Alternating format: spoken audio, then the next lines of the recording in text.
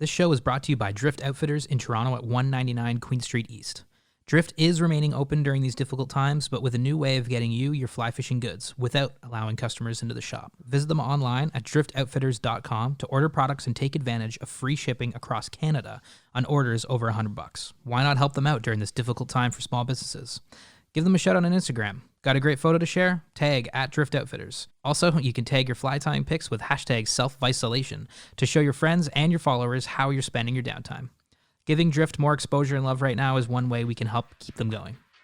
These are tough times, and we must find a way to continue supporting our community store. Visit driftoutfitters.com for more information.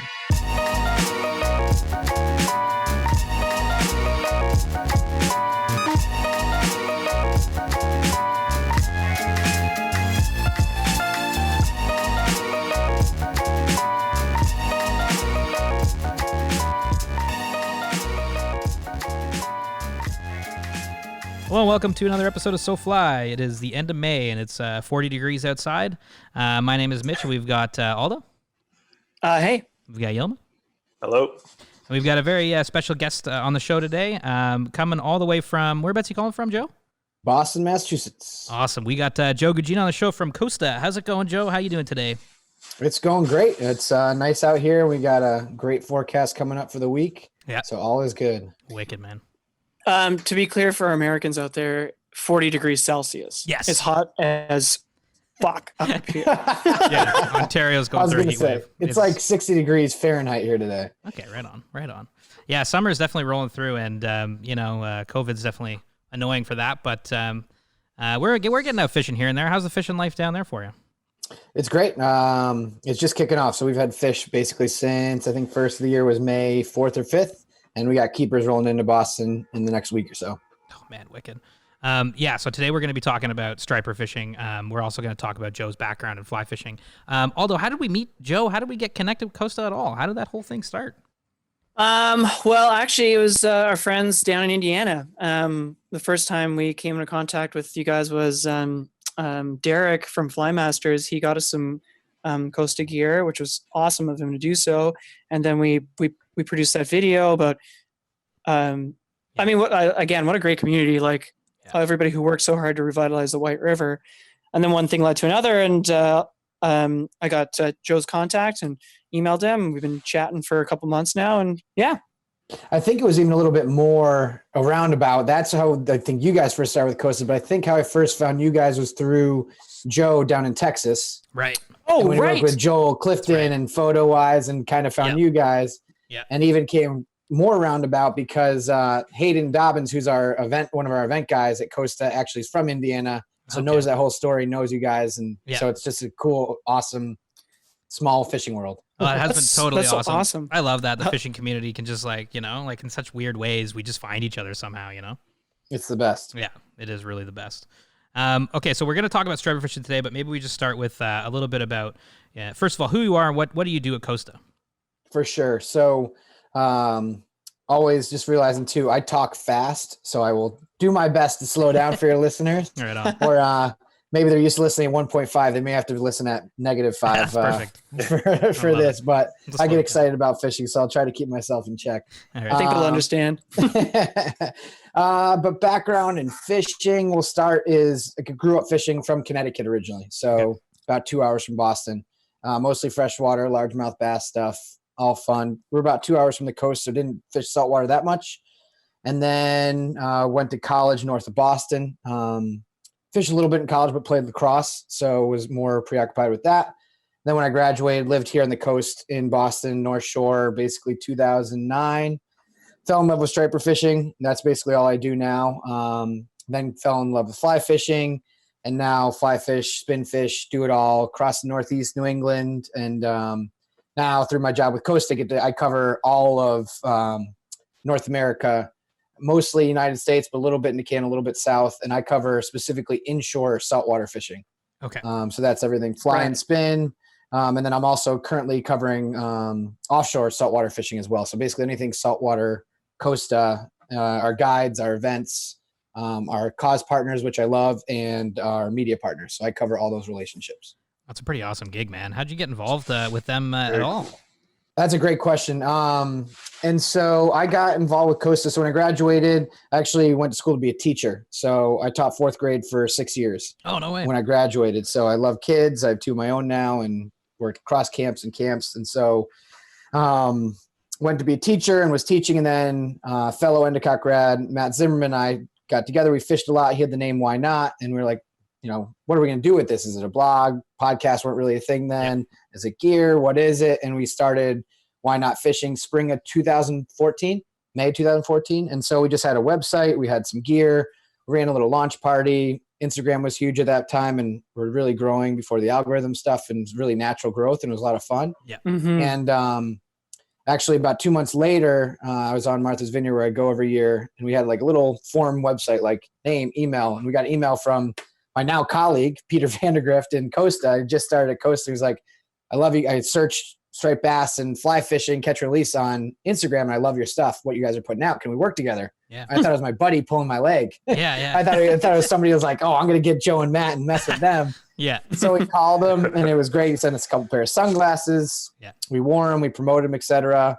And then Why Not grew. We started running some events and meetups. So they sent us some gear, ran tournaments, grew that relationship. And so over time, they became our longest standing and largest brand partner. And so Why Not's kind of gone up and down in different ways. We love tournaments, bringing the community together, but really started nailed down on event marketing. So that was kind of our niche, and representing those brands at all our grassroots events. So we ran events from anywhere 5 to 10 people to 150 people. And Costa loved that representation in New England, and they can't always be there. So we represented them. And so Matt and I represented them. And so worked really tightly with Costa for those years. And then when the guy, Mike Holliday, who's a good friend, left my position, moved on to another company, the position came available.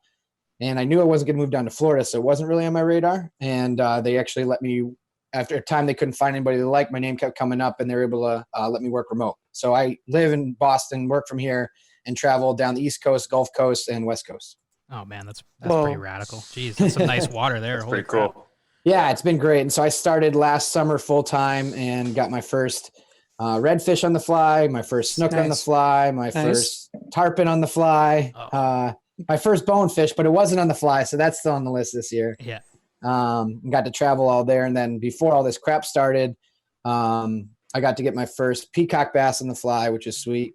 Oh, geez, that's really down in sweet. Miami. And then had some trips down to, all of my trips are thrown up in the air at this point. Yeah, of course. So now for basically our travel is probably locked down till July, probably August at this point. Yeah. So 2020 is going to be a little tough, but I'll be just doing a lot of fishing here locally. Yeah. So Costa didn't start off with fly fishing as being like, a big part of the marketing strategy. But so when did fly fishing become important for Costa? Like, because I'm seeing more and more of that kind of popping up, and obviously you're targeting fly fishers quite a bit. Yeah. Were you involved in heading that, or is that something that's been sort of like rolling out the last 5-6 years kind of thing? Yeah, so Costa was founded in 1983 in Daytona Beach, Florida. So it was all around Florida culture. And our founder, Ray Ferguson, just passed away last year. We have our new sunglasses, the Fergs. If you guys haven't seen them, check them out. They're sick. Saw them. Memory of him. Very cool. So it's always been around inshore saltwater fishing, fly fishing, definitely, and spin fishing, and offshore Florida. But basically, early 2000s is when, and kind of mid to end of 2000, when our marketing really took off. So our 6 southeast states, so Florida, Georgia, North Carolina, South Carolina, Mississippi, Alabama, and Texas, that's like our core. And basically, as they've grown out, they've kind of selling that Florida, that fly fishing, that kind of cool coastal flair, and you're kind of, moving up the coast, moving Gulf Coast, and then the West Coast. So it's grown. And so through Why Not, we were able to be part of that growth in the Northeast, which was really cool. Cool. It's been interesting on the outside and now on the inside, seeing like, how do we keep the Costa brand alive and sell that Florida lifestyle and really, achieve out there, but adapt it to the Northeast, because Northeast is so cold. We get a lot of great pictures and a lot of great content, but it's not necessarily the Costa brand, so to speak. Right. Oh, that makes sense. Also, these are my fave, by the way. What do you got? Those Spiros? I got the Tybes. Tybes. Oh, yeah, okay. Man. There you go. They're super sweet. I love these sunglasses are awesome, man. Honestly, like, not just saying that, they are great fishing sunglasses. And not because the creative that you used to promote this was a guy that kind of looked a little bit similar to He me. did look like you. That's not the Were you in the ad? How did we get you? It's perfect. Exactly. Almost like you got to get it. That guy looks like you. Got him. I love it. Got him. Well, Yeah, it's kind of cool. It's an interesting thing you kind of touched on that, and I don't really think about. I mean, I've been to Florida a bunch and fly fish a bunch. Like, that is fly fishing's other like a cultural mecca. I think in a way, there's like, of course, a Catskill. Well, in America anyway. Yeah. So you have the Catskills, and they're doing their thing. Montana, of course. Yeah. Pacific Northwest for the steelhead. Yeah. But really, like outside of Montana, and I've been lucky enough to fish all these places. Actually, not the Catskills, but Pennsylvania. And like outside of the Montana, it's really like, it's really Florida where I got that, that sense of like everybody fly fishes. Yeah. really, You know what I mean? Like when you're in Isla Morada, just like when you're in Livingston, Montana, everyone's got a skiff. Yeah. Everyone's got a skiff and everyone's got fly rods and everyone's bonefish, tarpon, permit obsessed. Yeah. Just like everyone's rainbow brown and cutthroat obsessed in Livingston. So yeah, I think I don't know what point I'm trying to make here other than like, it is a really interesting, Isla Morada specifically, and like is a really interesting little like cultural hub for fly fishing. yeah. Yeah. I got to fish the Herman Lucerne tournament this year, which is a really cool tournament. And the Keys are a place I've always wanted to fish. And the tournament weekend, why I didn't catch the bonefish on the fly, was blowing 30 to 40 and raining all weekend. Yeah. So I was like, I love the Keys then, and I can't imagine going when it's pristine sight casting fly fishing conditions. Mhm. Yeah. Mhm. Yeah. And then, like you said, like Florida, then there's everything else you can catch, like you can go get peacock bass in Florida. So Yeah. That's cool. what I mean. Yeah. Yeah, that's true. That's great. I think a lot of people I don't think about peacock bass when I think Florida, but maybe I should because it's like, yeah. Well, it's really just in like this one area around Miami. Miami. They're not natural. So these are the pets that kind of came and Right. like, if you saw the area that I caught them in, it's not very clean. I gotcha. It's They're a like little in pond, these right? interstate highways and like you Yeah. have to crawl back and like you're taking casts, like iguanas are running across. It's totally bizarre. That's crazy. I mean, it's still a pretty nice bass, though. It's a cool That's a picture. nice fish. That's a cool picture. I could dig They're that. cool fish. And then I got the little, that little other fish too, the little bait fish. Yeah. Okay, so yeah. going way back though, because I think like so many anglers, your life seems to have really been guided by fishing in the outdoors. Considering that's like what you do for a profession now. You said you were a teacher before. What was it about fly fishing, like back in Connecticut where you grew up, that hooked you? Like, what was it? Do you remember your first fish in those moments? Great question. So again, going back to what fishing. So I have two younger brothers, Chris and Tony, and my mom got us into fishing. So she'd just bring us, we actually Canada was where we fished first. Oh no way. Ontario. Oh, where in in Ontario. I forget the name of it. I'm going to go, it's going to kill me. Oh man. There was a lodge my grandparents took us to every year, Twin Oaks Lodge. That's what it Okay. is. Okay. Twin Oaks Lodge. I don't know if it's still in business. I remember there's like family run. Yeah. And there's cabins. We'd go every summer in August, and vividly remember getting like my first fishing pole up there and catching rock bass and sunfish there, which was awesome. So fun, man. And a hilarious image of my brother practicing with a push button rod, pushing the button behind him, casting over, and the lure not going anywhere. Yeah, classic. So that was a lot of fun. And then I got to, like, when I was 12 years old, I got to run my first boat there, which was awesome. Oh, nice. And pretty funny story as well is there's these anglers that would always come. It was like, these legendary anglers when I was growing up, looking up to them, running around catching leopard frogs and whatever, and seeing these guys coming with walleye and pike. And I was like, I want to fish with this guy. This guy's name was Hooksy. Oh, No man. idea who he is. My parents had no idea. But like, Hooksy? yeah, Hooksy. Pretty good name for an angler. Hilarious. He was like, I don't know what he actually looks like. Can't remember. We don't have a picture. I think Yeah. he might be a mythical character. Yeah. But I was like, I want to fish with that guy. My parents were like, okay. So at 12 years old, they let me go with this guy. In the middle of the night, we went walleye fishing like an hour and a half away. Oh my We God. came back. It was like, if I did that today, Yeah, I know. Can you Yeah, imagine? no. it's incredible. Yeah. Did you catch any fish? Do you remember if you caught any fish? We did catch fish. It was like my first walleye ever. It was totally like trolling at night, like Yeah. not fishing I was used to. It was pretty cool. It wasn't on the fly, but Yeah. it was sweet. So That's Still cool. I love how you like the most Ontario thing, which is like come here and catch on a Catch walleye. walleye. With a guy named Hooksy. Yeah, that's pretty It's, Ontario. Well, so all my family's from Buffalo. That's where my parents grew up. And then they Oh. moved to Connecticut, and I grew up there. Now I'm in Boston. So we go to Buffalo all the time. Huge Bills fan. I'm glad they're not in Toronto. No offense to you guys. I don't think we want it. No. You can't Go take there. that team away We from go- that city. So we'd go there, meet them, and then drive, I think, like another 10 hours from Buffalo there. So it was like Yeah. a 20-hour drive over 2 days Yeah, with 3 boys in a van. My parents, I don't know how they did it. I know. That's all. It's Still don't know. such great memories, though. Props to them. Looking back at But stuff like that, Long way back to fly fishing is so when we came back, we loved it. My mom would take us to this pond. Yeah. She'd sit there and hang out. We'd run around this pond. It was like probably this like 5 basketball courts, maybe super small, but we had a blast. Yeah.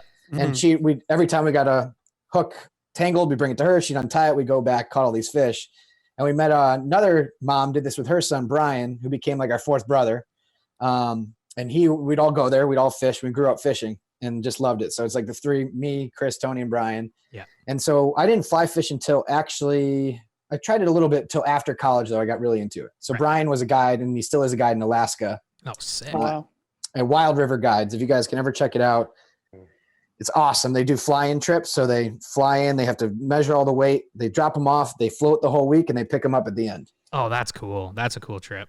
So That's cool. so Oh, yeah, cool. definitely gonna look. And into they do that. some really cool trips like with veterans. They have somebody in a wheelchair that did a whole trip. They had somebody wow. that's Wow. blind What? that does a trip for a whole week and catches fish. It's wild. Oh, that's crazy. Whoa. In Alaska too, like That such looks a wild cool, place. man.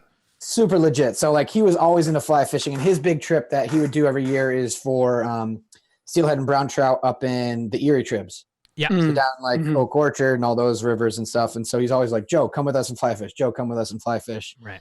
So we got a little bit of fly fishing in the stripers up here, I think like 2012, 13, 14. And Matt and I, through Why Not, did a lot. And Brian invited us up there. We did it freshwater and then stripers, and we were hooked. Yeah. So it was like now it's basically when we go fishing for anything, it's like fly first or top water, then soft plastics, then live bait. It's like Yeah. that's like kind of the progression. I love that Yeah. trickle down, man. I feel that so many times when I'm out on the water. I'm like, why didn't I bring just worms? Just to see one fish, because I love that. It's Well, great. especially with kids now, it's like Yeah. you got to get something. But Totally. the cool thing for a live bait for stripers is it's like mackerel, which you go and catch yourself, or bunker, Right. which you net or snag. And Yeah. so the eats on those things are pretty incredible. Yeah, Cool. jeez. But we also do fly fishing. We'll talk about when you get stripers. There's a lot of tease and switch with a big topwater plug. Then Yeah. you pull the plug hookless and you throw the fly right behind it. Okay. Oh, really? So you tease a fish out of the rocks and then you throw that. That's how you catch a lot of the big fish on fly.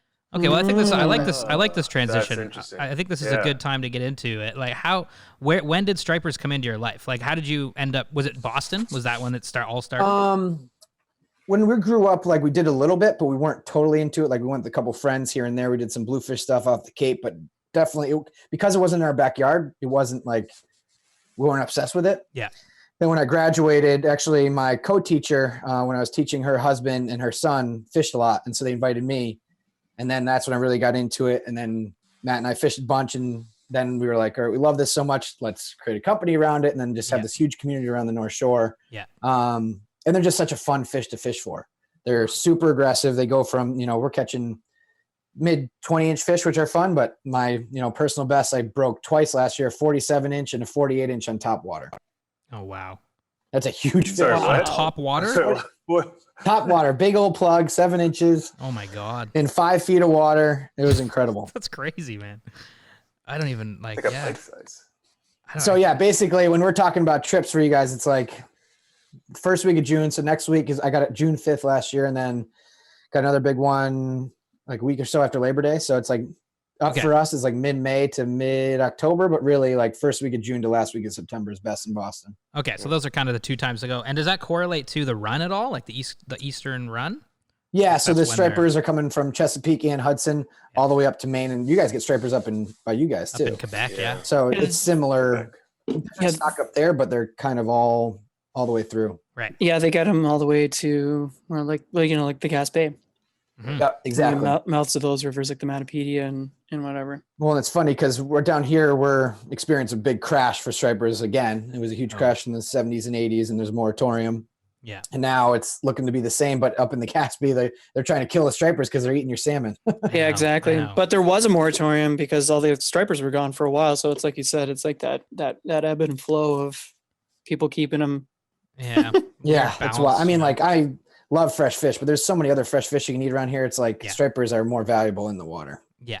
Yeah, for sure. Yeah, I mean, For sure. we feel the same way about steelhead A lot and of things like that. I mean, different- so yeah. many fish, right? Yeah. Yeah. So, sorry, Mitch. Baby, it's all you.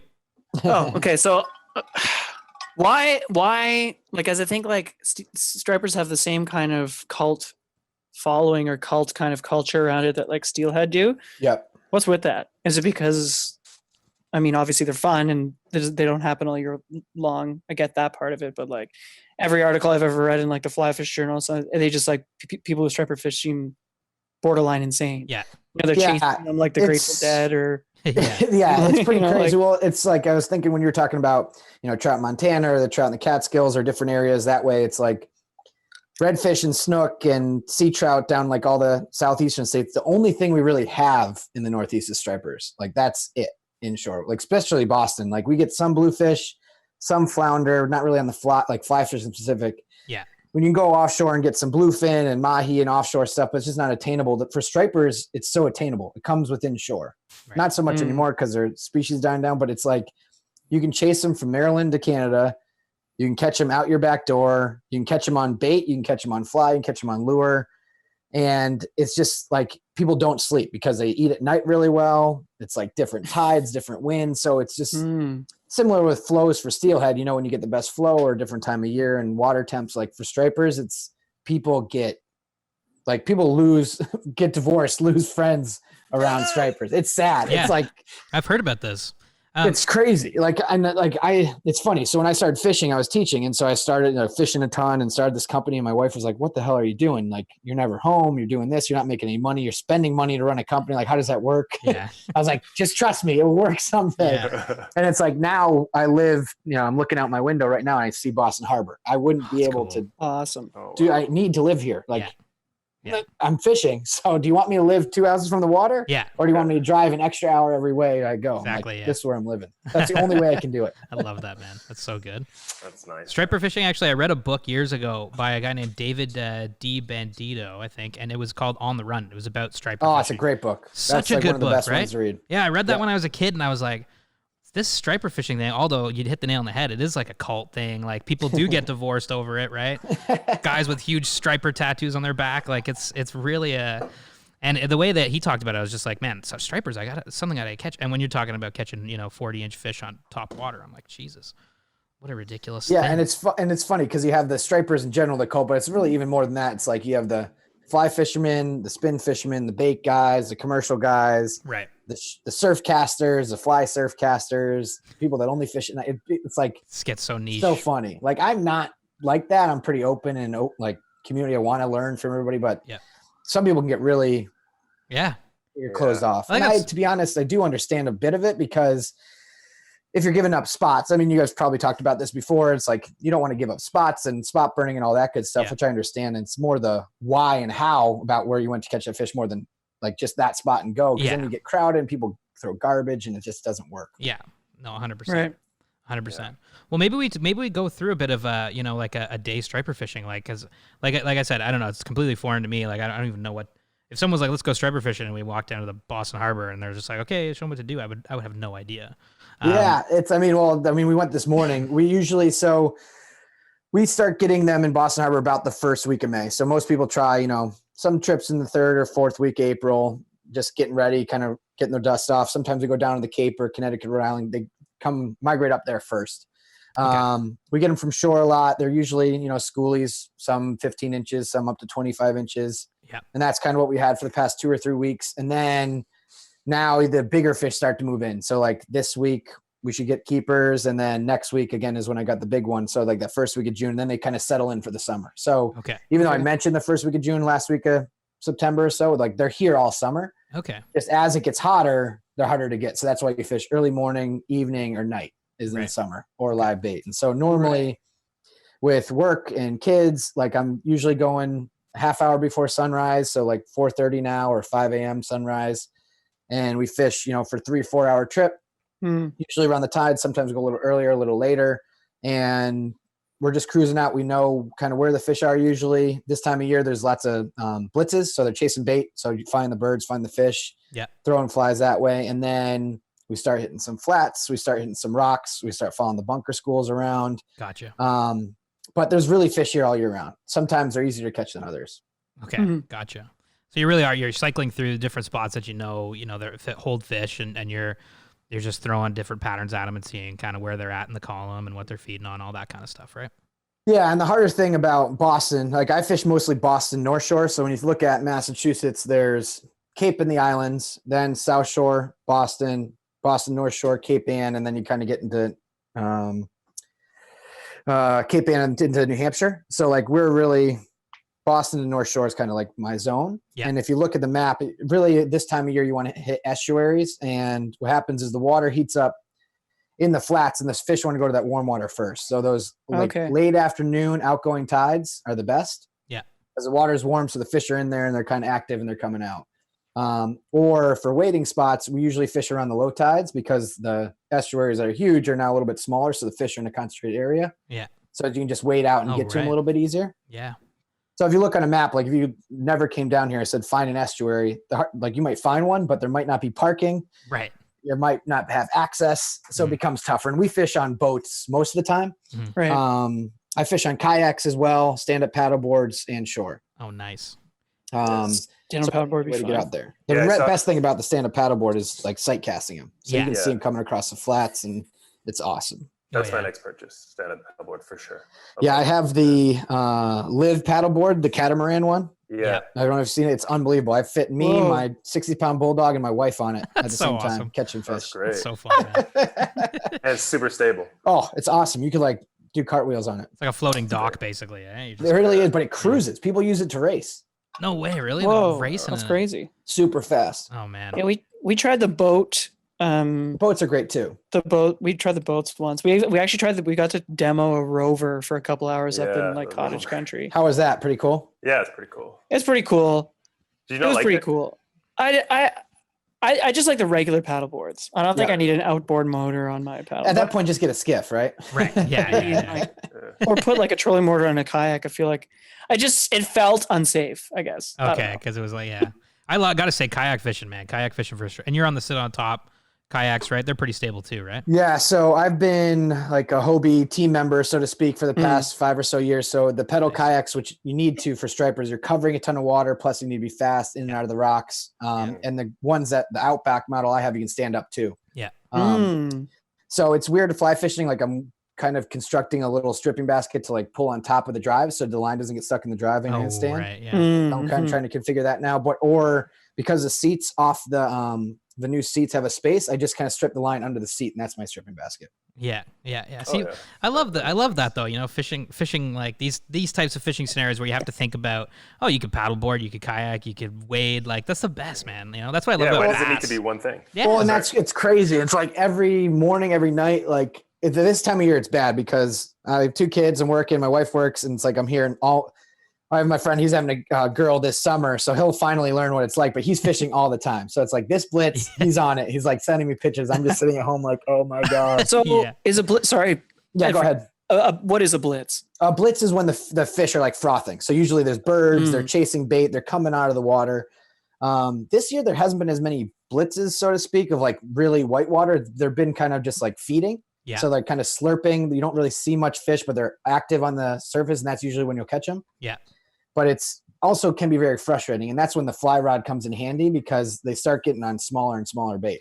Okay. So it's like you'll see people out there throwing a top water, not getting hit, then we'll go down to like a 4-inch soft plastic, which usually works. But if that doesn't work, really only the fly anglers are hooking up. How long does a sometimes blitz the fly go? rod's best. How long does it last, a blitz? Depends. Some like when you read like On the Run and when you look at back in like the early 2000s when the stock was coming up and like really at its peak, like late 2000s, like in the fall, like the fall run, they would last all day. Like 40-inch fish just feeding on top the entire day from morning. You go to work, come back in the evening. Whoa. It's insane. It's absurd. Like like I missed it. Like I never got to see it in that heyday. I've seen some blitzes that are insane, but like today they like feed in one area, then they kind of go down. And then you look around, they'll pop up in another area. Right. And as we've kind of learned, like, and you see people fish, it's like you just stay in that area or you kind of slowly put rather than chase the birds. Like today it was so foggy, the birds couldn't even find the fish. Oh man. Like they were getting thrown off by the fog. So Yeah. we would just kind of slowly cruise, and you got to get that eye to like see one, and then you know they're there, whereas people are like zooming all around. Right. Looking for birds and things like that. Yeah. And so like this time of year, it's smaller bait, but then we get mackerel that come in, and the bass feed on those. They don't really blitz on mackerel because they're too fast. Right. But we get menhaden bunker pogies that are like 2 pounds sometimes, Okay. and they're slow moving. They're filter feeders, so they just kind of cruise, and you'll see like you look from a window of your boat, and it's a dark patch, and sometimes it can be as small as like I don't know, a couple hundred fish. Sometimes it can be tens of thousands. Yeah. And the bass will just hammer it. Oh man. And so this school poke, they don't move very fast. They just kind of cruise, and the bass corral it. You'll just watch whitewater blow up, then another blow up, and you'll see your fish finder mark with huge bass just following the school. Yeah. That must be so exciting. It's wild. And so like last year, every year with different bunker bites. So like a couple years ago was like the end of August. Like you just wait till it came, and boom, the last 2 weeks of August were like on fire. You snag a bunker, and you couldn't even bring it back to the boat before it got hit. Oh my god. But what we like to do is around the bunker schools, it's fun to catch one on a bunker, great. But then we like to throw a topwater, or that's when you throw these huge beast flies around the bunker schools, and that's when you get those big ones on the fly. So just like a big streamer type of thing, and you just it's a hollow fly, so it's like almost like a 16 inch long hollow fly. Okay. So you can link to our buddy Ben Wally, his B Wally on Instagram. I think I tagged him today in my post or my story or whatever, but he's up in Maine. He ties the most savage flies. They're unbelievable. And he actually just, he's working on a topwater fly for us. It's unbelievable. Oh man. It's just like his flies are like the best, like their movement. And it's like, you could throw it on an 8-weight. It's so light because it's all tied in this bucktail. Those are crazy. Yeah. So that's a little, oh, cool. Okay. It looks so like he's a squid or experimenting with a little pop lip, but if you look at like some of the other ones, it's unbelievable. Oh, we'll post it in the show notes too for people listening. You can go. Oh my god, they're so beautiful. Yeah, like look at that. Like that thing's incredible. Oh yeah, that's nice. That's a nice. So that streamer. looks exactly like a bunker. Yeah. That's a nice fly. Okay. And it's light. Like, it's light, you say, eh? It's so light. Like yeah, you could throw that on an 8-weight. Oh man, that's awesome. And so that's about, and it's great because it takes its shape. Like we've caught 100 fish on them, and they still keep their shape. They're not like you don't have to like comb it. They're they're unbelievable. Yeah, those are cool. Those those would work well up here too for pike and for sure stuff like that, and muskie even. Yeah, that's cool. Oh, that would be probably such a good muskie fly. Yeah, could be. Yeah. But so like we're talking flies, so like the smaller feed, like clousers, like white chartreuse clousers really work. That's kind of a go-to, or like white little bunny flies on intermediate or sinking line. But like 3 ways to catch big fish in the fly striper wise is like the bait and switch. So you throw the topwater plug. Okay. One angler's working the topwater with no hooks. You get one to follow it and you throw it. It's like takes an amazing amount of teamwork and skill on both people, because if you don't get the fly and it turns around, it's like sometimes a cluster, but when it works, it's amazing. Yeah. Second way is follow the bunker schools. And then the third way, which is like, I say kind of like the most pure way, is just blind casting heavy structure or deep rips and just like pulling one out of the rocks, like totally just on the fly. And that's when you can do that, it's the best. Yeah. But a little tougher, like you say, because you got to find them. Right?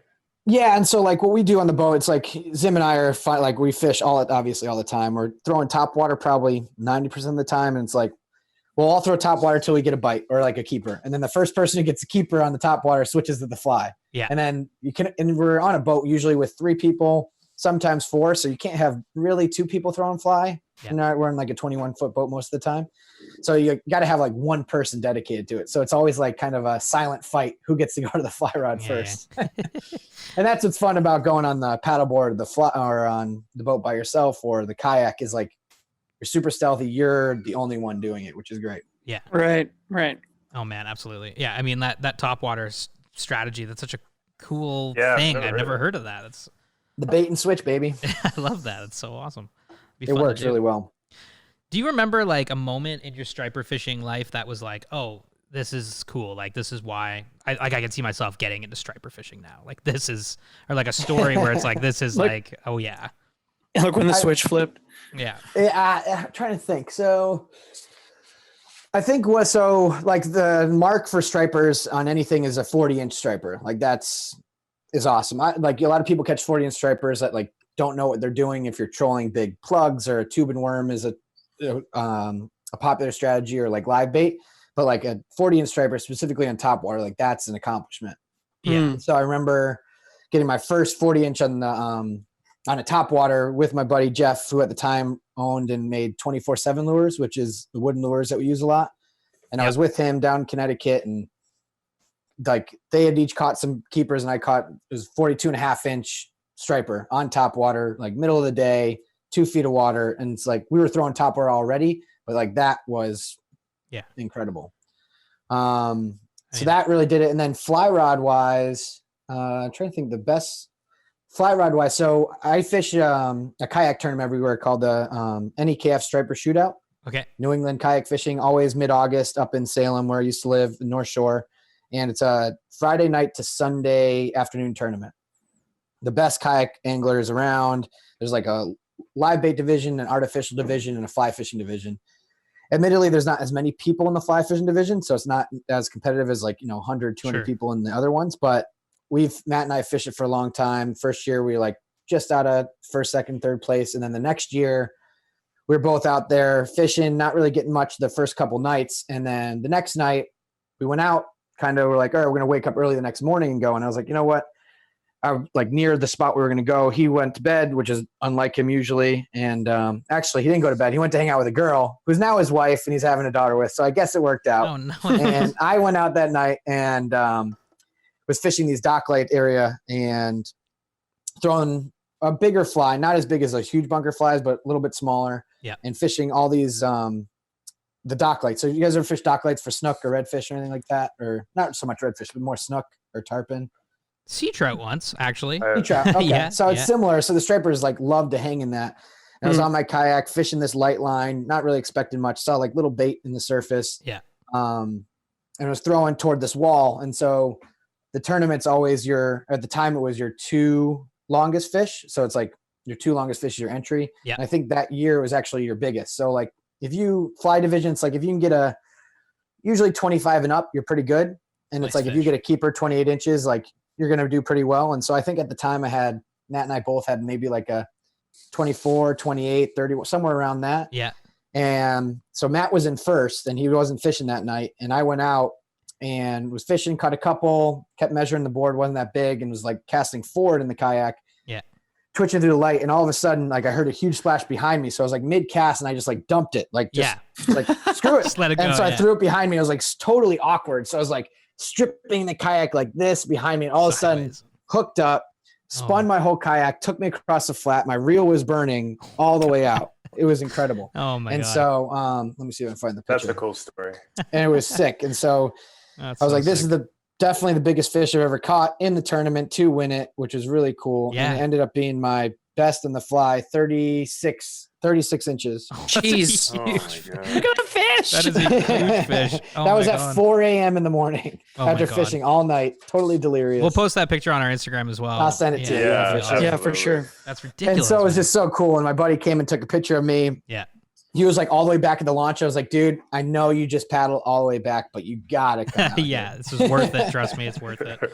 And Oh he my did. God. And the cool thing actually I felt good about was he didn't catch anything the whole night, and he came back, and then he was heading back to the ramp. He caught his personal best. So I was like, Oh, all nice. right, you got It something was- out of it. And from a was kayak at meant to night be. too, like that's such a cool moment. Oh my God. Oh, it was great. And so it was like, that was 2015, I think. And then 2016, I went back to the fished again, didn't catch anything, went the same spot, same tide, same, and I got 31.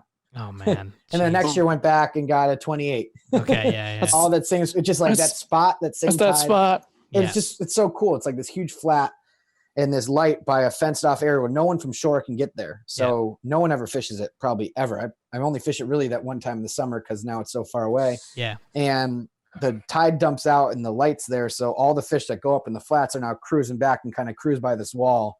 And it's just it's such a fun place to fish. And so I got first place throws 3 years, second place 1 year, and then first place again last year. So I reclaimed my throne. That's wicked, man. Nice, man. Congratulations. That's wicked. Sorry. Absolutely. It's been a lot of fun. I love That's that. awesome. So good. So if like let's say I guess like how do you get into like if I came down to Boston, like what do people like if people are hearing this, maybe they live in Boston, they're like, I'm gonna try striper fishing. Yeah, so I mean, like if anyone, even if they want to visit Boston, I mean, Boston's where I want you to come because I want you guys to come fish with me. But anybody Northeast wise, I mean, New York and New Jersey, I don't know too much about the striper scene there, but basically Connecticut, Rhode Island, Cape, Mass, New Hampshire, Maine, 8-weight, 9-weight fly rod, especially from shore, probably intermediate line, I would suggest. Sinking line from the boats, heavy sinking line, but not from shore. Yeah. And little clousers, white and chartreuse clousers, sometimes some floating lines. Guys love to fish crab flies, but it's basically go to usually estuaries are the best place to start, or outflows, inflows. Jetties are great. People can get them on the beach, but that's kind of more sight casting stuff rather than if you're going to try to haul for the first time in breaking waves, like good luck. Yeah. Yeah. That doesn't sound like, I mean, the most I would suggest, the best thing for me was learning from a guide, Skip Montello. He's up North Coast Guides in Gloucester. He's the G. He's awesome. He teaches everybody around here. Awesome. I would definitely go with a guide, like when you're getting into fly fishing. Yeah, Highly for sure. suggest it. Definitely get casting lessons. It's not like, Yeah. steelhead trout stuff where it's like you can get drift. You might not get the best drifts, but you can get some drift. It's like if you're not casting 50 feet or more, you're going to be struggling. Yeah. right. Yeah. Also, something stripping basket. It's handy. 100% need a stripping basket. Yeah. Like if you don't have a stripping basket and you're fishing current, it can be dangerous. You can tangle in it and true. fall. Yeah. You're not going to haul the line out. So stripping basket's huge. That's a good tip. That's a good tip. That's a good because tip for whenever sure. we go on the salt, we never use tripping baskets, and it's been okay so far, but it's never been like a rule. Yeah. So, I mean, like the Orvis one is a great one. It's pretty expensive for a piece of plastic at like $90, but like you can make one for $5 out of like a kid's chair. So, I mean, like if you're fishing and you don't want to travel with a stripping basket on a plane, you can go to like a CVS, get a kid's stool, flip it upside down, cut 2 holes with a knife and put it on your waist. Done. That's gonna be fine. Or I've like seen people use milk baskets, or like milk crates, I should say. Just something to catch it, right? Yeah, that makes sense. I mean, if like you're really thinking about stripping bass and getting into it, the best ones are flexible ones. So if you're like on a jetty and you're walking and you fall, you're not like impaling yourself.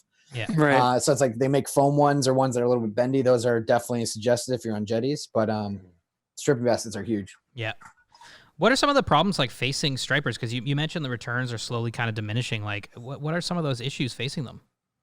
Yeah, so it's really overfishing. That's all it is. Right. Simply, I mean, it's overfishing is occurring. That's like the scientific term, and the stock is overfished. Right. So that's both. And people on the front line, specifically light tackle guys that are in it and seen it, and older guys before me and that have been there, saw it happening way before this. So at one point, it was 1 fish. A couple years ago, it was 2 fish at 28. And the past couple of years have been 1 fish at 28. And then this year, coast-wide, they're trying to get to a 17% reduction. Okay. And it needs to be coast-wide. So basically, Maryland up to Maine, it's called the Atlantic States Fishery Management Council or whatever. Yeah. And they're managed striped bass, and they all need to agree. But like they agree on it, but then states can put in these things called conservation equivalencies and change the rules a little bit more. So it's been a big cluster this year of trying to reach that 17%. Yeah. And it's been a 17% coast wide. So the funny thing is like New York and New Jersey kill the most amount of fish. So they were going to have to reduce their fishing way more than 17% to get to the 17% statewide. Yeah. Right. But now all these states got to go and do their conservation equivalencies to reach 17 per their state. But that means we're not reaching 17 coast wide. No, yeah. So it's so frustrating. Yeah. Right. It's such and a so weird... this year they've put in a slot limit, which in general, if you think about like how they manage redfish and snook, makes sense. Yeah. But they really only make sense if you have a healthy stock, which we don't right now. So like 28 is like just at the cusp of when they're breeding. Mm-hmm. And the slot right now is 28 to 35. So you can't keep anything over 35, can't keep anything under 28. Yeah. It would be best if they're going to make a slot that was like 34 to 40 or even better, like, 30, the smaller, the better. Yeah. But what really worked in the past was 1 fish at 35 inches. That's the only thing that's ever worked. Right. You keep 1 and it has to be 1 over 35. And like my case and what I strongly believe in is protect those breeders that are passing on those good genes, have a ton of eggs. Yeah. They're just stronger, going to survive. Like there's no sense in killing a 40-pound striper. Let it go. Like sometimes you can't do it. So you got to keep it. But in my case, like the best fish, if you're going to eat it, is like a 34-inch fish anyway. Yeah. That's going to give you if I caught a 30 or 4-inch fish and I could feed a dinner party of 6. Yeah. Like I eat striper for me is like eat that night or that's it. Like haddock, you can freeze that. Flounder, black sea bass, striper, you're not trying to freeze. Yeah. It's a big fish. And exactly. Okay. Well, so like definitely I would encourage you guys and your listeners to check out ASGA, the American Saltwater Guides Association I work closely with. Okay. They recently started, I think, past 2 years, but the guys who run it are awesome stand-up dudes. They've been in the fisheries for a long time. I actually had the opportunity to fly down to Washington, D.C. with them to speak on behalf of stripers twice. Oh, nice. So that was really cool. Had the opportunity to do that. And they're just putting out a ton of great content and literature, and on top of it, making a difference. And their big thing that I believe in is managing stocks for abundance. So if there's more fish, more people are going to fish for them, which means there's more money that are going to spend on guides, gear, tourism, food, etc. If there's no fish, no one's spending any money for them. Exactly. So I totally believe in that, and that's what they stand behind. And it's the hard thing for stripers is because there's a commercial fishery, there's an unfair pitting of the two groups. Like there really shouldn't be. Right. There's a stock. I agree people should be able to eat in a restaurant, but like it's not about how you're catching them or for what person. If there's no fish, no one can catch them. Yeah, exactly. Yeah. That's the case. It's really just like more so, and that's one of the things ASGA is working on, the mismanagement of commercial licenses. Because like there's guys that feed their families, not really on stripers only anymore, but like that's one part of their fish that they catch. Yeah. But there's also guys that weekend warrior type that will go get a commercial license, kill 10 fish in a day, go sell them and cover, the cost of their boat. It's like if you can afford that I need the commercial. It's like if you have that boat, you don't need a commercial fish for them. No. Yeah, exactly. Yeah. So it'll be interesting to see how that goes over the next couple of years, because I believe people should eat them. There's a huge fight from Group Stripers Forever that wants them to be a game fish, which ideally maybe, but I don't think that's going to be realistic. Yeah.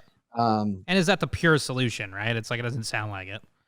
It's not a tarpon. No one really ever ate tarpon to get there. Like tarpon makes sense as that, like it's more, stripers are the most similar probably to southern species of snook and like redfish that a slot, once they're healthy, I think could work. But it's also hard too, because there's so many people that fish with stripers that like I'm really attuned to conservation, but there's a lot of people that are going out, especially these times when it's like tough, that they're trying to feed their family. Right. They don't know. Right. And like, it's hard to tell regulations like, oh, you can't keep a 35-inch. Like I tell my friends that don't really fish, they're like, what? Yeah. And like, it's like, wow, we're not on the same page. I know. Yeah. I know. There is definitely a divide when people don't angle or fish. They're like, they don't get it at all for sure. I know. You catch a fish, you kill a fish, right? That's all it is. Well, they understand like before, like they grew up like, oh, I can keep any fish over 28 growing up or whatever. And my charter captain said that. Yeah. And they're like, what, you can't do that anymore? It's like, nope, you can't. Just don't. Just don't do that. Just do not do that. Yeah. Okay, interesting. Well, it sounds like there's definitely some, some good thinking in the works though. So hopefully everything kind of bounces back. Yeah, I mean, I'm a huge catch and release and conservation guy for sure, and I understand people want to keep it and eat it. And it's like fly fishing in general. I think you see across the board more catch and release than anything. Yeah. And I think that more people are getting that catch and release light tackle thing in, and it'll be interesting just to see what happens with this pandemic stuff. Who's fishing, or also the striper stock. Like I have a friend that fished in the South Shore, and he said he probably noticed in a spot where it used to be like 5 people, like 45 people. Right, like, it's gone up so much because no one can do anything. Yeah, like exactly. So they're like, oh, I used to fish. I'll go buy, and it'll be interesting to see how many people those stick around and stay fishing. Right, That's really interesting. Yeah, there is an uptick, isn't there? That is so strange. Like, what a weird year. This is the weirdest year. It's the weirdest year ever, man. It's totally bizarre. It's a bit weird. Yeah. Okay, Joe. Every episode we do 5 questions called Mitchie's Fishies 5. Whoa, is it that time already, Mitch? It's that time, baby. Mitchie's Fishies 5. An hour. Yeah. Oh my god. I know, we could talk striper fishing all day. But, it's the same 5 questions we ask every single guest. Well, wait a minute. Unless Yelma, do you have something you want to ask? Yelma, do you got? No. I was just saying because I didn't realize the time. Time flies for this guy. Talking about stripers, man. I could talk about stripers all day long. Yeah, man. It's so interesting. Yeah. Okay, so the first one, Mitchie's Fishies 5, and it's just 5 more questions, no buzzer beater or anything like that. So the first one is, what is your favorite fish and why? And I kind of already know the answer to this one. So that's a good, so default, it's in my backyard, but I would say favorite fish ever would be on fly, probably tarpon. Oh, yeah. Okay. I got, story-wise, I got my first tarpon actually in Puerto Rico on a paddleboard on the fly. Oh my God, Whoa. that's insane. And what That was cool. That was unbelievable. Like we were there for our sales meeting for Costa. It Yeah. was like when we were there, pretty packed schedule. So we had meetings all the time. And then the last day, like we heard there's a lot of magic tarpon is like around San Juan. And that's like what everyone does. And they do some fly stuff, mostly live bait stuff. And it's like right in the harbor. Yeah. But one of our sales guys like showed us pictures like on the last night, like probably like 8 p.m. And we're like, oh my God, we need to do that. So we started messaging this guy on Instagram. We text him. They're 2.5 hours away. This was 8 p.m. pretty much in the bag already because it was, our sales meeting. What are we It's a gonna sales do? meeting. Yeah, sure. And so we're like, all right, stop drinking. We Yeah. might be able to pull this off. So it was like, took a couple hours. We locked it in. We're Yeah. going to go at 4 a.m., 2.5 hours down the island. We're like, no one has a car. We're only here from the airport. Yeah. We went and rented a car, came back packed because we were leaving the next day at like 2 p.m. Oh my God. So we packed, slept for like 2 hours, woke up, drove 2.5 hours across the island, Yeah. got to the spot in this cool park, went out, and I was like, what's going to happen? My buddy Cody, who I went with, he's worked at Costa for a couple of years, actually got to Costa through Why Not. Yeah. Okay. So he did nice. some interning through Why Not, Pretty got him awesome. a job at Costa and kind of came back together. He's the man. And he's tarpon fishing in Florida a lot. And so he knew what he was doing. I'd never tarpon fished, seen enough videos and kind of figured out and know a little bit what was going on, but Yeah. got a little casting lesson, took these paddle boards to an area, probably the size of, I don't know, 2 tennis courts or so.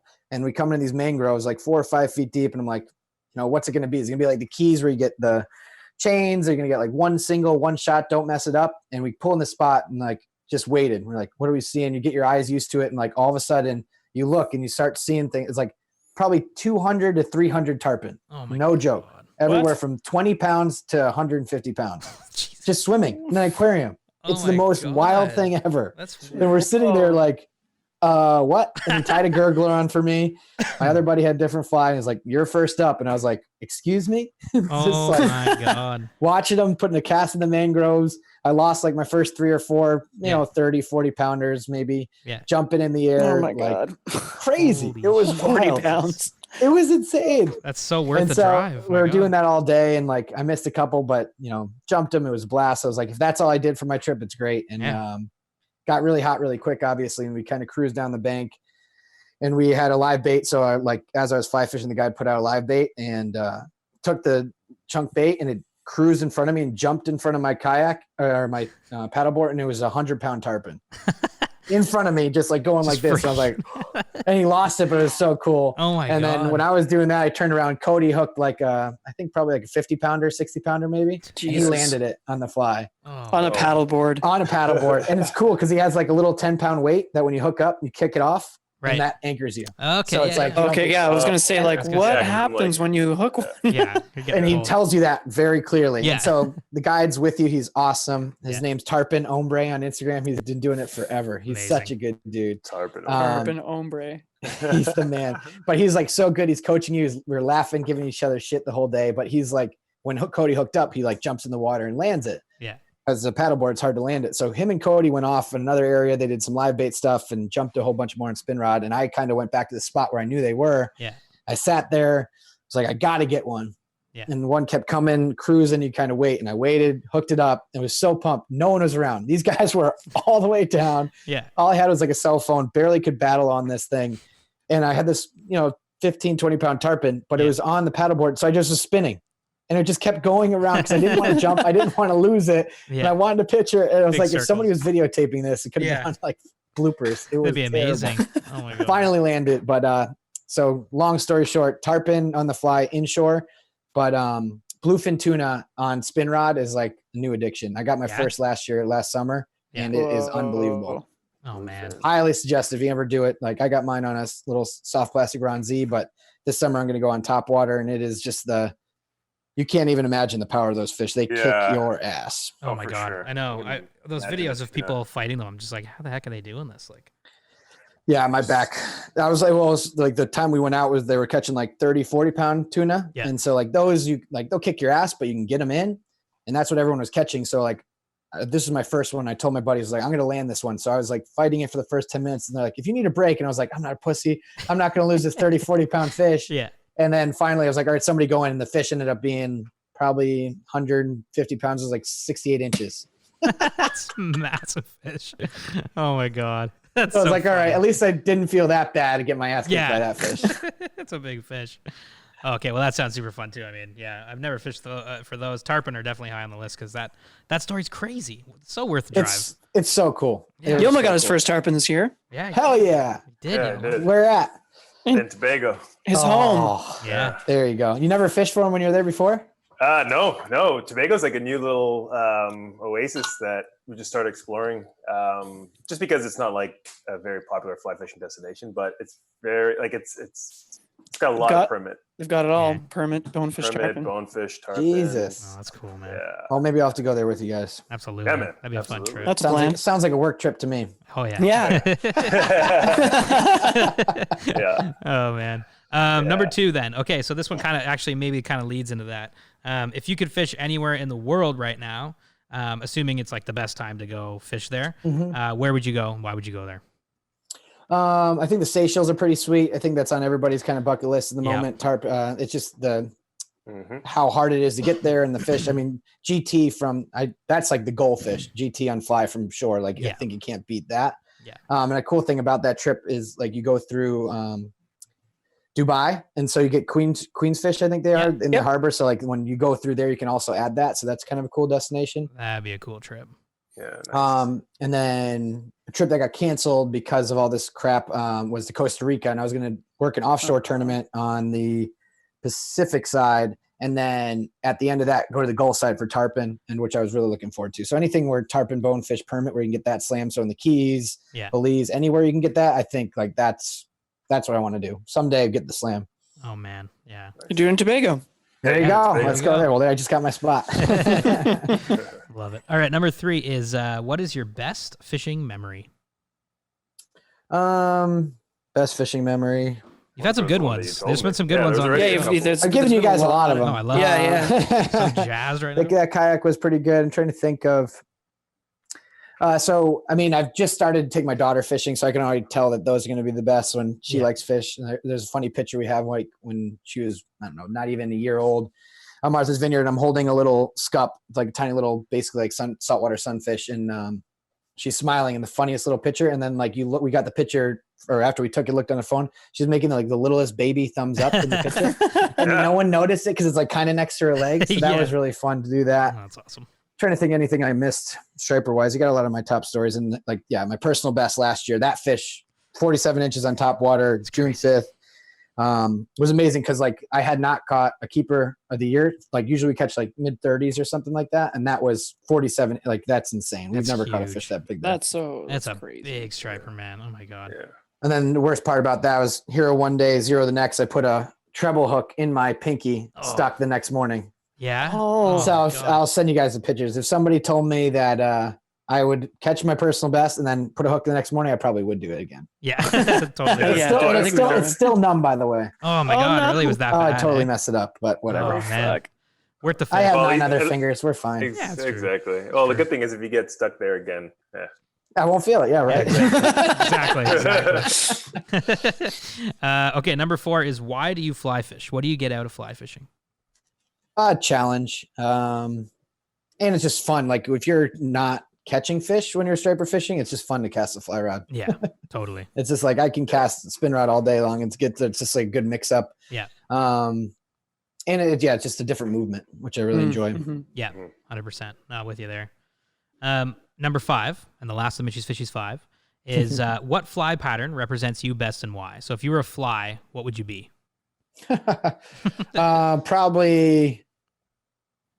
I'd probably be like a hollow fly streamer, white and chartreuse, a little Nice. crazy. So the chartreuse in there, I like that. Yeah. You can throw it for a lot of fish. And it's just because it's so versatile. And versatile. Yeah, exactly. Yeah. So I go for everything. So it hits my main species of striper, but you can throw it for a lot of different species. I love it, man. Those flies too that your buddy are tying there. We definitely check them out. Those are cool. those man. are gorgeous. Man. He's Yeah, the They're man. gorgeous. Yeah. Those are cool. Should maybe get some for pike. Yes. Yeah. Absolutely. And so Ben's definitely a good guy to talk to. And then my buddy, but have you guys seen Pogo Pike on Instagram at all? He fishes pike in Connecticut. He fishes muskie in man. Wisconsin. He's a really awesome dude to talk to. He'd be a great podcast guest. He has tons of awesome. stories. Done. He ties his own flies as well. Some huge pike. I got my personal best pike on fly. Not a huge one last year. Yep. Oh, nice. Hey. Yeah, it's a big fish. He's a good dude. He's in Connecticut, as mentioned, then does muskie trips in Wisconsin every year. Oh, Awesome, rad. awesome dude. Nice. I'll Nice. check him out for sure. Yeah, 100%. we're heading up for some pike in about 3 weeks from Yeah. now. Oh, actually, Pike no. are- Yeah, 3 weeks from now. Yeah. Pike are the best. Oh, yeah. Like, so got fun, man. I got some pike flies that are just ready. I'm just anxious to bust them out. They were Yeah. a gift from us, actually, from a couple of fans. From Love us, it. Oh actually, man, and can't they're wait to just catch pike. nicest looking pike flies. So yeah. Hell yeah. That's it for Mitch's Fishes Vibe, man. Joe, thank you so much for coming on. That was Thank you, that was gentlemen. amazing. That was such a fun show.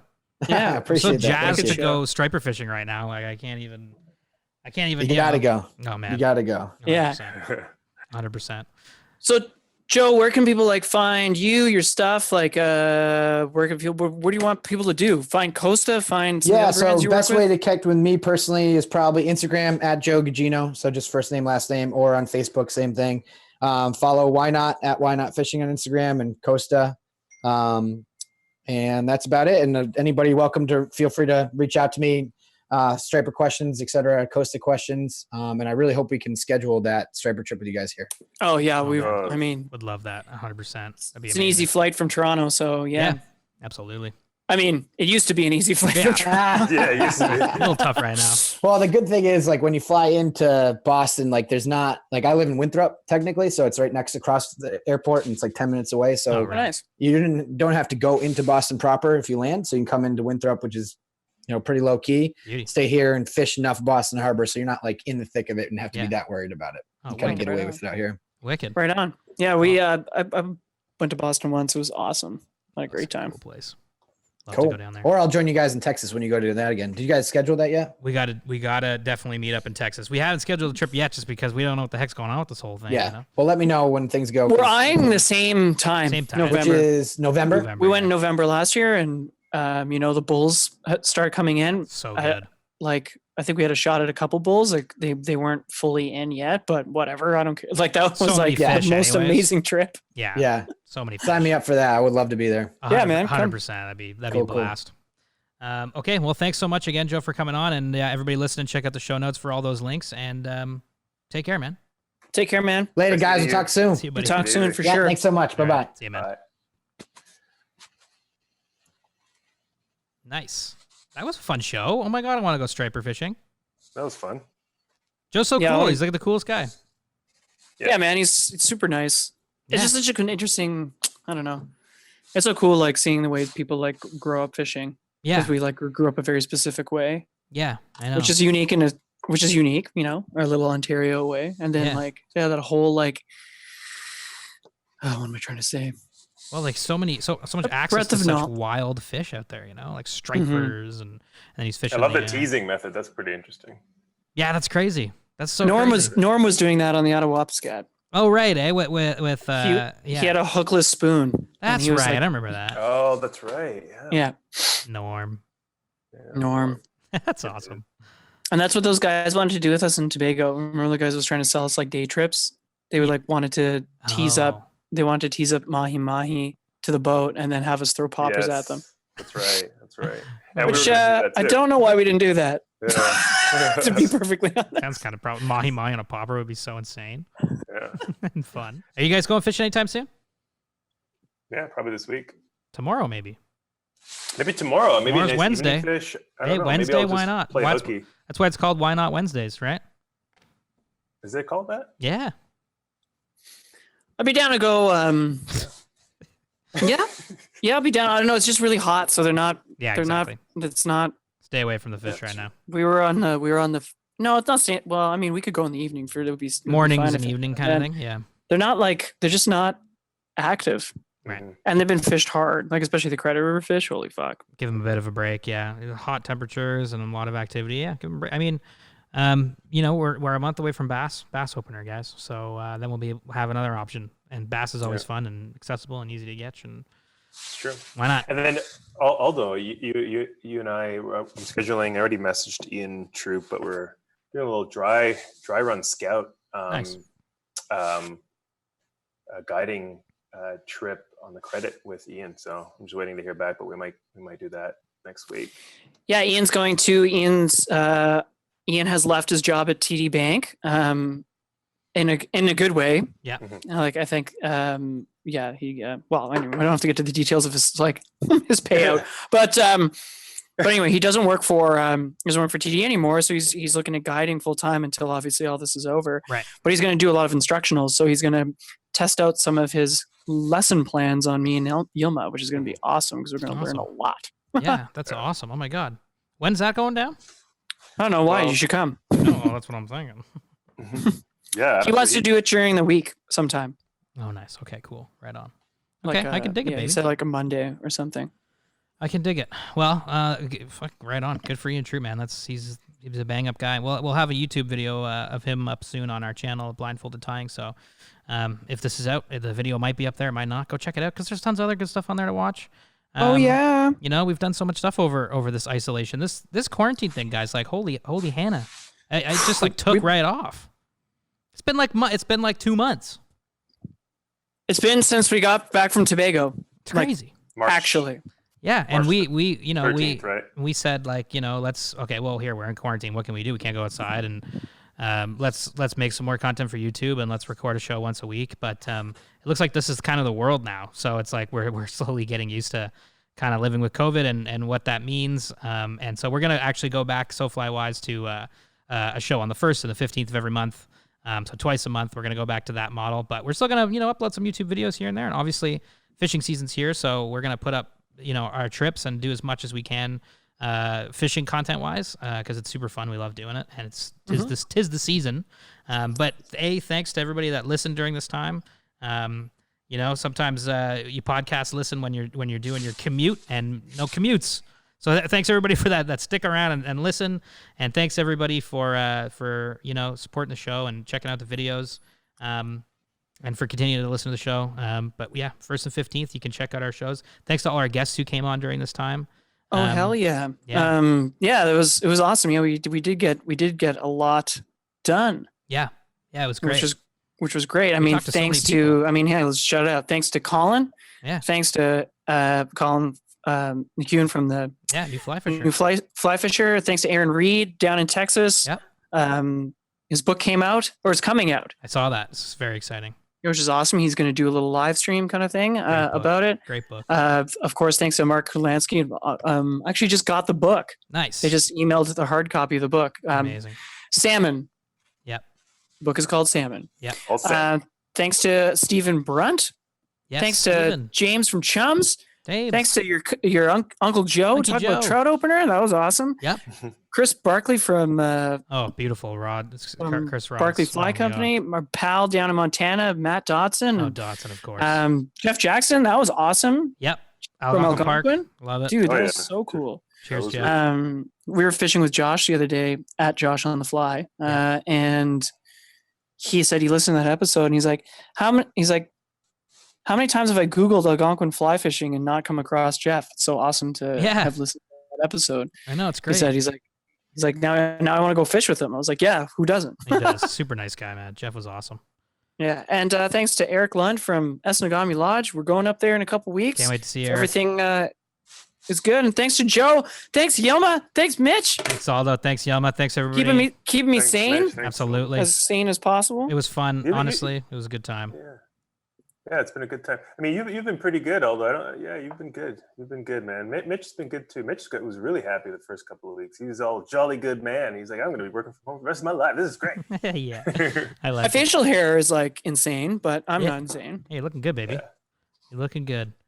I have a job interview tomorrow Whoa, where? Mhm. for that paddleboard company. Oh my God, get it. And let's get some paddle boards and let's take them bass fishing. I know, right? It's my third interview. Oh man, that's awesome. Oh, well. Second? Second. Congratulations. I hope Kill it, baby. whatever happens is the right decision, because Yeah, kill it, baby. if you get it, great. If you don't get it, then great too, man. It's whatever is right for you, man. I think you're a shoo-in because you're the best. Everybody, thanks for listening. You're the best as well. And that's it from me, Mitch, and Aldo. Yeah, thanks everybody. Hope everyone's staying safe and going fishing if they can, because it is beautiful outside. So beautiful. Mhm. Yelma, See you guys. Thanks for tuning in. thanks for listening, everybody, and take care. Comb your hair. You can find all of SoFly's content at sofly.ca. On Instagram, we're at the SoFly Crew. You can reach us at thesoflycrew@gmail.com with any questions, comments, or concerns. On Facebook, we're SoFly, and our podcast is available on SoundCloud, iTunes, and Spotify.